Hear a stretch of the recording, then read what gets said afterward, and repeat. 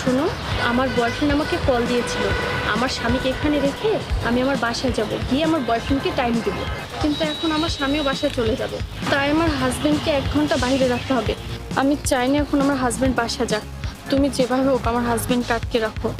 এই জন্য আমি তোমাকে পুরো 1000 টাকা দিচ্ছি।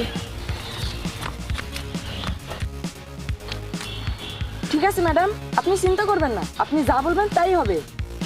সামিয়া ওঠো, চলো। এই শোনো, আমি এখন যাব না, তুমি যাও। এটা তুমি কি বলছো? আর তোমাকে ছাড়া তো আমি একা যাব না।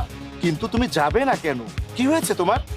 আরে হঠাৎ করে আমার মাথাটা পেন দিচ্ছে, আমি ওখানে গেলে আরো বেশি ব্যথা করবে। আমি বাসায় গেলাম, তুমি যাও। তাহলে আমিও যাবো না, ওঠো চলো বাসায় যাই। আরে না না, তুমি বাসায় যাবে কেন? আরে তুমি যাও, আমি না গেলেও হবে, তুমি যাও। আরে সামিয়া, তুমি বুঝতে পারছো না কেন? তুমি না গেলে তো হবে না, কারণ বিষয়টা তোমার বাবার বাড়ি। আচ্ছা তাহলে তুমি এক কাজ করো, মাথা ব্যথার ওষুধ আর খাবার নিয়ে আসো। আমি এখন রান্না করতে পারবো না, তুমি যাও ওগুলো নিয়ে আসো, আমি বাসায় আচ্ছা যাচ্ছি। ঠিক আছে, যাও।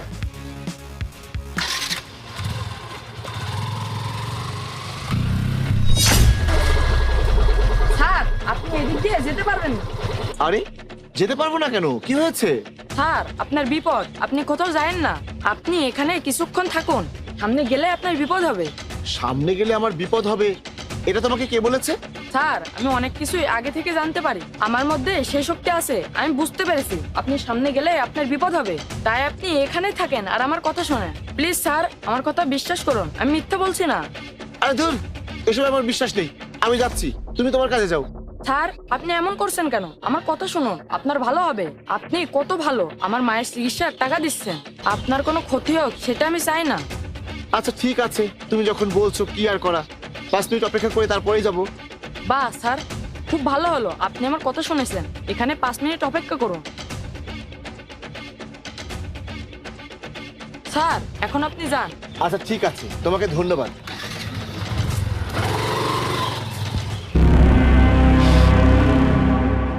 সামিয়া, জাহিদ, তুমি? আরে তুমি চলে এসেছো? আর এটা তুহিন, আমার কলেজ ফ্রেন্ড। আসার সময় ওর সাথে দেখা হয়ে গেল, তাই ওকে আমার বাসায় নিয়ে আসলাম, আমাদের বাসা দেখাতে। হ্যাঁ ভাইয়া, কেমন আছেন? আমি এই এলাকাতেই বাসা নিয়েছি। সামিয়া আমার খুব ভালো বন্ধু ছিল, তাই ও বললো বাসায় আসতে। ওর কথা এজন্য ফেলতে পারলাম না, তাই চলে আসলাম। হ্যাঁ খুব ভালো করেছেন। তা সামিয়া, তোমার তো মাথা ব্যথা করছিল, তাই বাসায় চলে আসলে। তা তোমার মাথা ব্যথা কি কমেছে? হ্যাঁ, অনেকটা কম।